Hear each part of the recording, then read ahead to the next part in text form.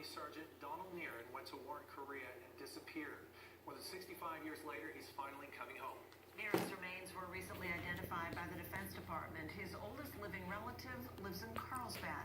CBS News 8's Alicia Summers joins us now with her story and the end to this mystery. Alicia? Well, this military family finally has some answers after so long of not knowing what happened to their loved one during the Korean War. They are finally getting him back. I spoke with his niece, who was given his medals of honor, which include the Purple Hearts. I'm as good as can be expected. Rather tired of this place. This old letter Peg Booth is reading was the only thing she had of her Uncle Donald, who wrote to her and her mother when he was fighting in the Korean War. And he was labeled the POW on November 30th.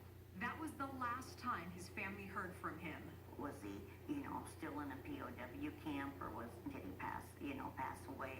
So we were constantly, thinking about that. 67 years later, the Defense POW MIA Accounting Agency announced that the remains of Army Sergeant Donald D. Nearen have been found and will be returned to his family for burial at Arlington National Cemetery with full military honors. It really is a tremendous feeling, yes, really, of pride. And we're just so happy to honor him. While Peg was only 3 years old when she spent time with Uncle Don, He started his military career in the Navy. she knew him very well through stories her mother would tell her. Uncle Don and her mother, Dorothy, were very close. She never gave up hope that eventually Donald would be brought home. Uncle Don died from pneumonia and dysentery in that POW camp. In his last faded letter, he wrote that he was always very cold. Haven't received any good winter clothing. But it's clear he never stopped thinking about his family, especially his little girl, his niece, Peggy. P.S. Hi, Peggy. How's Uncle Donald's girl?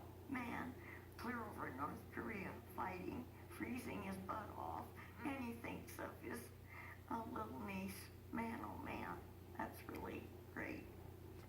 Oh. That's really special. Thank you so much.